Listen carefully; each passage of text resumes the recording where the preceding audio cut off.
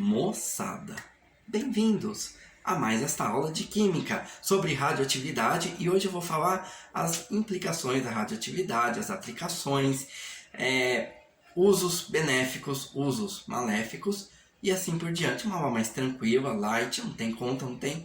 E na verdade é mais uma contextualização, mas pode te ajudar, por exemplo, numa redação, legal? Vamos lá então.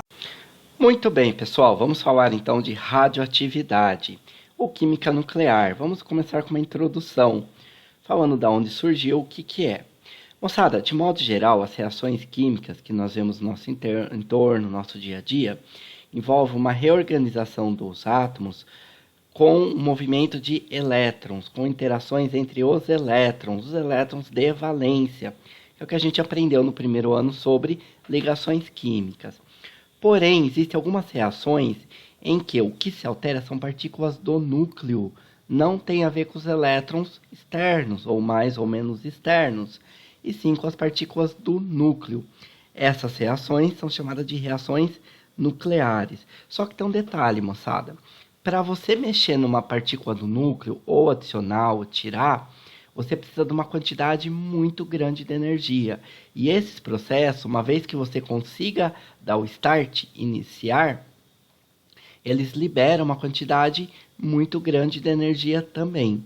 Por isso, as reações nucleares, elas são processos que envolvem essa grande quantidade de energia e por isso, em alguns casos, requerem, aliás, muito cuidado.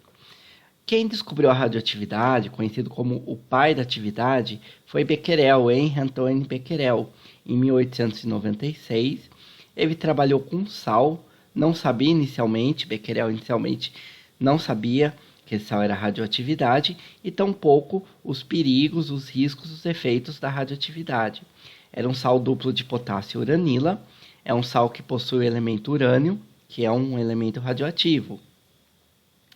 Becquerel percebeu que aquele sal emitia radiação, ou seja, energia mesmo no escuro, ou seja, sem receber energia externa. Por que se coloca este detalhe nesse slide, né, gente? Pelo seguinte, a gente sabe que quando um átomo recebe energia externa, que pode ser na forma de luz, dependendo do átomo, do elemento e do elétron, esse elétron pode saltar para uma camada mais externa e no retorno libera energia. Então, a luz é uma forma de energia que pode, em alguns casos, promover a excitação eletrônica, que é quando o elétron passa para uma camada mais externa e no processo de relaxação eletrônica, que é a volta, ele libera energia na forma de luz.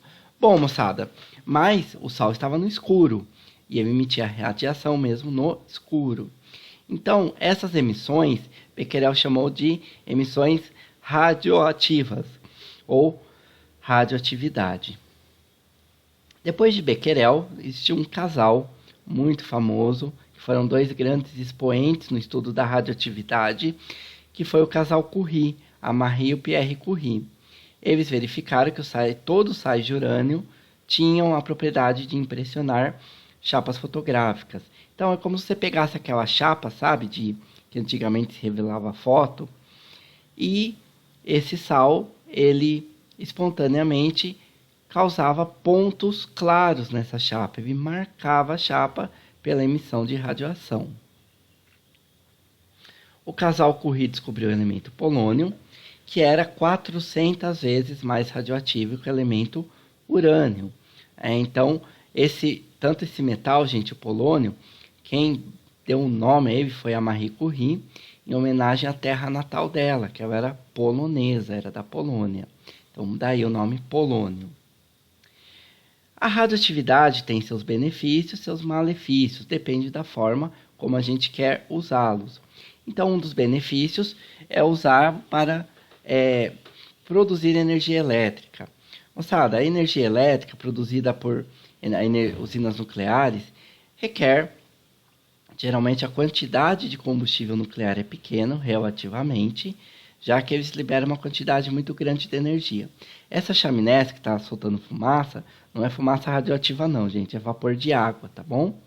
Então, o que acontece é que existe um reator, nesse reator se coloca o combustível, as barras de combustível que é o metal radioativo, eles liberam uma grande quantidade de energia e essa energia liberada é usada para aquecer um reservatório com água.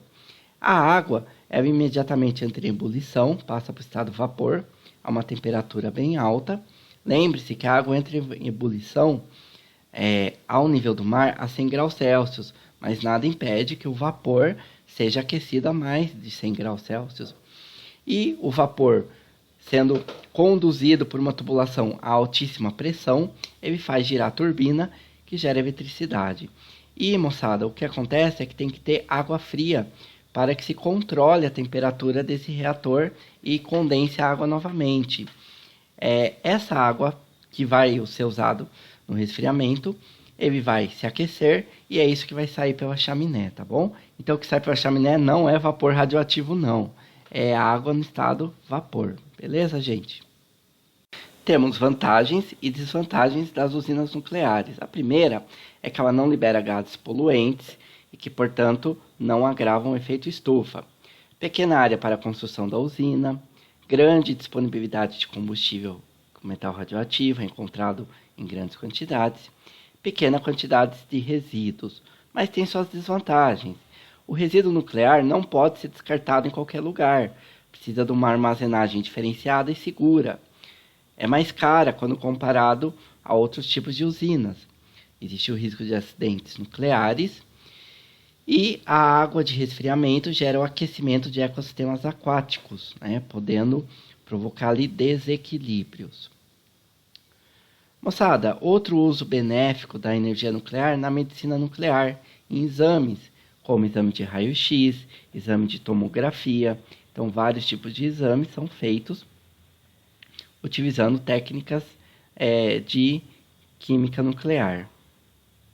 E nós temos o uso nocivo da radioatividade, como a principal delas, as armas nucleares, que têm enorme poder de destruição, devido à grande quantidade de energia que libera na reação. Houve o uso, gente, somente em duas vezes, praticamente muito próximo uma da outra, que foi durante a Segunda Guerra Mundial, em 2 ataques, que foram liderados pelos Estados Unidos, a 2 cidades japonesas, de Hiroshima e Nagasaki, e que provocou a destruição, claro, dessas cidades. Embora o ataque tenha colocado fim ao conflito mundial, ele resultou em milhares de mortos, sofrimento aos sobreviventes, muitos dos quais ficaram sofrendo os efeitos da radiação. Eles ficaram expostos à radiação do material radioativo da bomba. Então, muitos que sobreviveram à explosão acabaram falecendo depois ou ficando com sequelas profundas. Então, um episódio, sem dúvida, muito triste da humanidade. Houveram também, pessoal, alguns acidentes envolvendo radioatividade. Então, um deles foi a explosão de uma usina nuclear em Chernobyl, na antiga União Soviética. Ocorreu em 1986 e a explosão lançou grandes quantidades de partículas radioativas na atmosfera. Uma quantidade tão grande que foi levada pelo vento e que chegou na Europa. E aí, os detectores de radiação da Europa começaram a soar. E aí os europeus acharam estranho, porque não viram nenhum problema nas usinas nucleares deles. Foi quando depois eles descobriram que houve esse gravíssimo acidente na usina nuclear de Chernobyl. Inicialmente foi negado, depois eles reconheceram a situação. Também houve um acidente nuclear em Goiânia, com o Césio-137, que é um metal altamente radioativo, no hospital. E ele foi descartado desse hospital em uma caixa, um baúzinho, se eu não me engano, de um metal bastante espesso, se eu não me engano, de chumbo. O problema, gente, é que foi descartado em um ferro velho. E aí o que aconteceu é que crianças acharam aquele baú, conseguiram abrir, as pessoas, daquele dono daquele ferro velho, conseguiu abrir e viu que tinha um sal muito bonito, que emitia um brilho azul no escuro. Mal sabiam eles que era radioativo. Então eles foram brincar com aquele sal, foram mostrar para suas famílias, Acharam uma coisa muito interessante, muito diferente. Pouco tempo depois de contato, essas pessoas, várias delas morreram e outras que sobreviveram ficaram com sequelas permanentes. Gente, agora para terminar a aula, vamos falar de dois processos nucleares, duas reações, a fissão e a fusão nuclear. Bom, a fissão significa dividir ou quebrar um átomo de um elemento químico em dois ou mais átomos de outros elementos químicos. E a fusão nuclear, fusão é juntar, é unir. Então, fusão nuclear é quando eu tenho dois ou mais átomos que se juntam formando um único átomo. Vejam que haverá mudança no número de partículas do núcleo, tanto se eu dividir, se eu quebrar o átomo, como se eu juntar, se eu unir, ok? Então, esses processos envolvem os núcleos dos átomos, por isso que fissão e fusão são reações nucleares. Então, a fissão nuclear, lembrando que fissão é dividir, quebrar. Imagina que eu tenho um átomo de urânio, vem um nêutron, que pode ser uma outra partícula também, nesse caso aqui é um nêutron, ele colide com alta energia nesse átomo e quebra o átomo de urânio em dois. Ele se transforma em átomo de criptônio e bário, em dois átomos diferentes, e ainda liberam 3 nêutrons.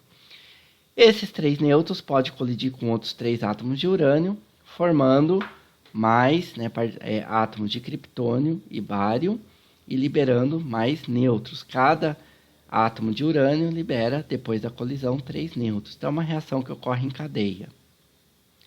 E a fusão nuclear, fusão é unir ou juntar dois átomos, formando um único átomo. Então, eu vou ter núcleos menores, ocorrerá a fusão, e aí esses átomos se juntarão e formarão um núcleo maior. Beleza, gente? Então era isso que a gente tinha que falar nessa introdução sobre química nuclear ou radioatividade. Pois é, moçada, só isso. Acabou a radioatividade, tá bom? Legal, gente. Obrigado pela atenção de vocês e até a próxima.